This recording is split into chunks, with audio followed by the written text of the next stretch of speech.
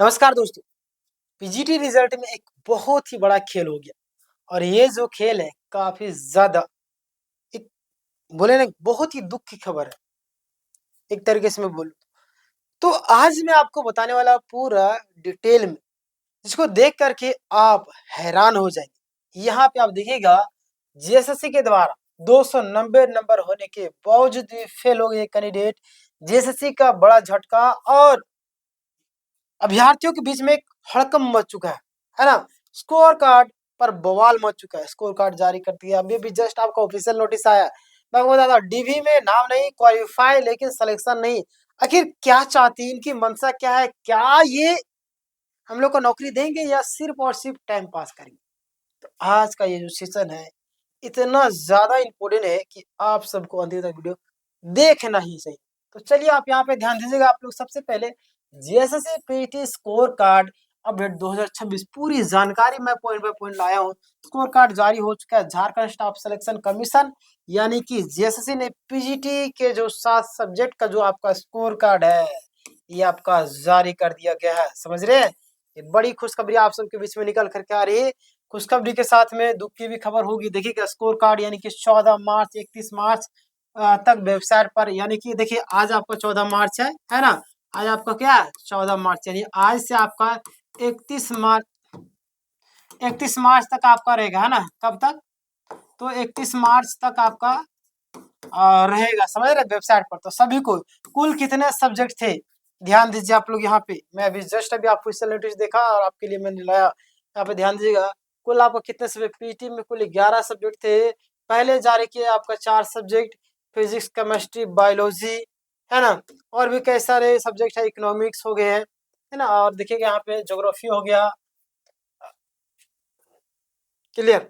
अब जारी किए गए 7 सब्जेक्ट वाला आपका हिंदी, इंग्लिश, इकोनॉमिक्स और फिर आपका एक और सब्जेक्ट है, कौन सा सब्जेक्ट, हाँ हिस्ट्री इकोनॉमिक्स, है ना, सॉरी कॉमर्स।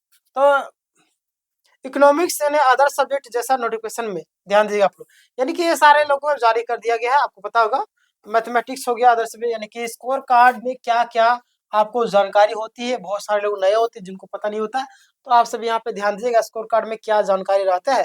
तो यहाँ पे देखिएगा स्कोर कार्ड में क्या क्या जानकारी रहेगा। सबसे पहले जो आपका कैंडिडेट का नाम रहता है, रजिस्ट्रेशन नंबर आता है, डेट ऑफ बर्थ का, रोल नंबर, आपका जेंडर मेल फीमेल है या क्या है ना, जरूरी भी है। और जो आपका रोल नंबर वगैरह सारी चीजें रहती है। कैंडिडेट यानी अटेंडेंस का जो स्टेटस है ना, उपस्थित है या नहीं थे।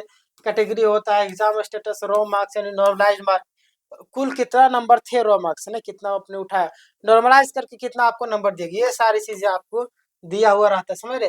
रो मार्क्स क्या होता है तो आपको बता देना चाहता हूँ। रो मार्क्स परीक्षा में आपने जितने सवाल किए, समझ रहे, जितने भी सवाल किए उसमें से आपको कितना नंबर दिया गया है ना, उसी का मतलब उसी के आधार पर असली नंबर आते हैं।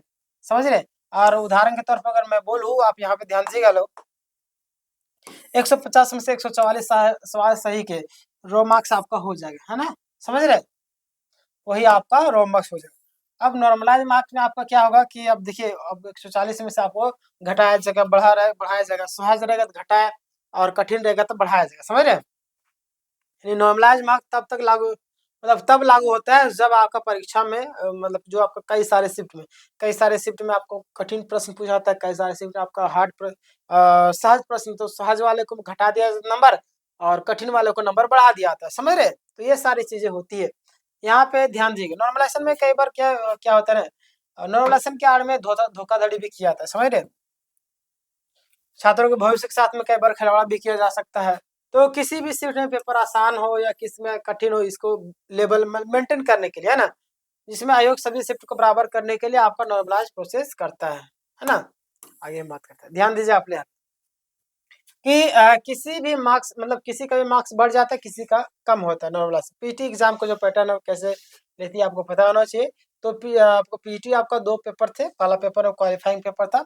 इसमें केवल आपको पास करना होता है। देखिए पहला पेपर जो होता है वो क्वालिफाइंग ही रहता है, और पेपर 2 में आपका मेरिट बनने वाला पेपर था और फाइनल सिलेक्शन इसी के आधार पर आपका होता है। क्लियर? यहाँ पे ध्यान दीजिए पेपर 2 का जो पूरा पैटर्न। तो यहाँ पे सबसे पहले देखिए कुल 150 प्रश्न थे, जिसमें से आपको 2-2 अंक के थे, और कुल आपका 300 नंबर थे। 150 का अब 300 हो गया ना, तो वही सारी चीजें हैं। क्या हो गया यहाँ पे? हाँ, तो कुल आपका 300 का था, क्लियर। अब बात करते हैं क्वालिफाइंग मार्क्स में, यानी कि कम से कम आपको पीटी में आपको 50% पासिंग मार्क्स थे, समझ रहे। मतलब कि आपको जितने भी कैंडिडेट है 300 नंबर का था तो 150 नंबर आना ही था, समझ रहे। 50% मतलब 300 का 50 आधा नंबर है ना, 50-50 तो वही चीज है। तो अगर किसी को 150 से उससे अधिक अंक है तो उसका स्टेटस क्वालिफाइड लिखेगा, अगर नहीं है तो फिर दिक्कत है। लेकिन इसका मतलब यह है कि सिलेक्शन नहीं होता, समझ रहे। आगे बात करते हैं क्वालिफाइड और सिलेक्शन में कई सारे फर्क होते हैं, बहुत सारे उनको भी पता नहीं था क्वालिफाइड क्या होता है। तो यहाँ पे ध्यान दीजिए आप लोग, क्वालिफाइड जो आपने परीक्षा पास कर ली, सिलेक्शन मतलब आपका कट ऑफ से ऊपर है, समझ रहे, समझ रहे कि नहीं समझ रहे। तो ये आपको देखिएगा, बाद में ये ना बोले कि हमको पता ही नहीं चला, क्लियर। तभी सबको डीबी यानी डॉक्यूमेंट वेरिफिकेशन के लिए बुलाया जाएगा, क्लियर। आगे हम बात करते हैं, यहाँ पे ध्यान दीजिए आप लोग, एक बड़ी समस्या भी हो गई है, ध्यान दीजिए आप लोग। क्या है समस्या कि जो भी विवाद चल रहा था यह है कि आपका उन उम्मीदवार को 217 और 290 प्लस जो भी मार्क्स आए थे, समझ रहे, फिर से उन्हें डीबी के लिए बुलाया नहीं गया, समझ रहे, फिर भी उन्हें डीबी के लिए नहीं बुलाया गया। 270 से आपका 290 के बीच बताए ना, इतने इतने नंबर होने के बाद भी उनको बुलाया नहीं, ये गलत बात है कि नहीं। उदाहरण के तौर पर अगर आप यहाँ पे देखना चाहें तो आप देख सकते हो, आपको पता चल जाएगा। देखिएगा 292 मार्क्स था, 291, 286, 280, फिर भी सिलेक्शन नहीं हुआ। अब आप मुझे बताइए कि ऐसा क्यों नहीं हुआ, आखिर क्या रीजन है जिसके चक्कर में ये लोग का नहीं हुआ। आप क्या सोचते हैं, आप क्या तर्क देते हैं मुझे बताइए, इससे क्या अनुमान लगाया जा सकता है। बिल्कुल 292 मार्क्स वालों का सिलेक्शन जब नहीं हुआ है तो कट ऑफ इससे ज्यादा गई होगी, बिल्कुल सही बात है भाई, कट ऑफ तो इससे ज्यादा ही गई होगी तब तो, समझ रहे। संभावित कट ऑफ जो आपका 293, 294 और या उससे भी अधिक जा सकता है, समझ रहे हैं। चलिए आगे बात करते हैं, यहाँ पे ध्यान दीजिए, जितने भी लोग हैं मैंने बोला अंतिम तक रहिएगा, को सारी जानकारी step by step point by point दे दूंगा। तो ये खास करके EBC1 कैटेगरी में, समझ रहे।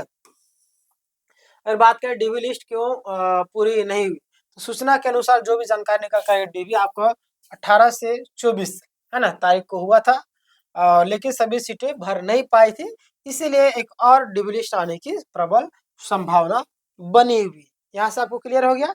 आगे बात करें जिनका मार्क्स ज्यादा है, जो भी कैंडिडेट का जो नंबर है वो ज्यादा है, उनके लिए तो वो क्या करेंगे, तो जितने भी कैंडिडेट जिनका नंबर ज्यादा है वो को क्या करना होगा, अगर आपके 270 प्लस या 290 मार्क्स है तो सिलेक्शन नहीं हुआ है तो आपको जेएसएससी ऑफिस यानी कि रांची नामकुम में जा करके एक शिकायत करनी होगी, है ना। शिकायत नहीं करेंगे तो आपको कोई नहीं जानता आप पढ़े कि नहीं पढ़े हैं, समझे, पास है कि नहीं, आपका नंबर अच्छा खासा है तो जरूर आपको जाना चाहिए, आप पढ़े लिखे युवा है, क्लियर, डरना नहीं है।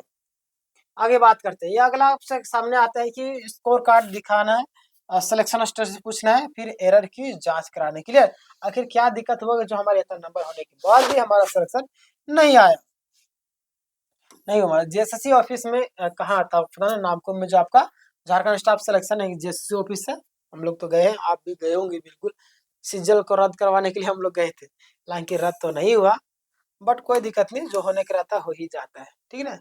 चलिए आप यहाँ पे ध्यान दीजिएगा कि कब जाना चाहिए, तो उम्मीदवार को 1 सप्ताह मतलब कि दी जा रही, यानी कि आप लोग को अभी तुरंत निकल जाना चाहिए, समझ रहे, तुरंत मतलब कि अब देखिए आज तो आपका सैटरडे था, कल संडे, संडे तो हुआ ना, सोमवार को आप लोग चले जाइए, समझ रहे, यानी 17 मार्च के आसपास जैसे ऑफिस में जा करके आपको अपनी समस्या का दर्ज करवाना, मतलब कि समस्या का हल वहां से ढूंढना होगा, समझ रहे, यानी कि सोमवार को आप चले जाइए, आज तो इतवार है आपका। पीटी में 7 सब्जेक्ट का स्कोर कार्ड जारी कर दिया गया, समझ रहे, यानी कि पीजीटी में, और कई उम्मीदवार बहुत ज्यादा मार्क्स होने के बाद भी उनको डीबी के लिए नहीं बुलाया गया, मतलब नहीं हुआ ही नहीं है, और कट ऑफ बहुत ही ज्यादा जा सकता है, डीबी की नई लिस्ट आने की प्रबल संभावना बताई जा रही है, क्लियर। तो ये था आज का पूरा कंप्लीट अपडेट पीजीटी को लेकर के, और ज्यादा मार्क्स वाले उम्मीदवार जैसे ऑफिस में जाकर के शिकायत जरूर कीजिएगा, अन्यथा आपको बाद में तकलीफ। देखिए ये लोग जानबूझ करके ऐसा करते हैं, ये लोग सोची समझी रणनीति के तहत काम करते हैं ना, मामला को किस तरीके से लंबा किया जा सके, अगर सरकार अगर चाहती तो तुरंत अभी दे सकती है, सरकार चाहती ही नहीं, 10 साल से जेटेट नहीं करवा पा रही, ना ही शिक्षक भर्ती कंप्लीट करवा पा रही है, उत्पाद का वही हाल कर दी, झारखंड पुलिस का वही हाल कर दी, दारोगा तो निकाल ही नहीं रही है, मतलब क्या, लेडी सुपरवाइजर वाला वही हाल कर दी, सभी में तो वही हाल कर रहे, सुधार कहाँ पे रहे, समझ रहे। अब इस पूरी प्रक्रिया के बारे में आप क्या सोचते हैं कमेंट करके बताइए। मैंने सहायक सर में 1000 लोगों की हेल्प की है, आपकी भी हेल्प करने वाला। सब्सक्राइब के बगल में घंटी का आइकन है उसको दबा करके ऑल के लिए, ठीक है। मिलते रहिए इस वीडियो में, तब तक के लिए धन्यवाद।